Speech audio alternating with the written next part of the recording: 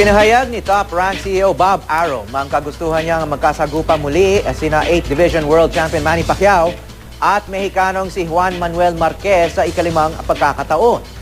Nabanggit ito ni Arum sa media workout na isinagawa ni Pacman para sa mga miyembro ng local at foreign media sa General Santos City kahapon. Ito ang kauna-unahang media workout na isinagawa ni Pacquiao para sa kanyang napipintong laban sa Amerikanong boksingerong si Brandon Rios. Marquez. For a fifth time. Yeah, fifth time. Now, Mayweather, it doesn't look like it'll happen.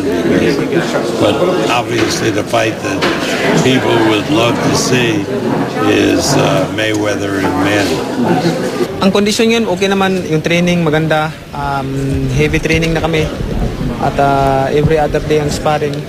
Matindi pa yung sanity training ditong darating na 2 weeks.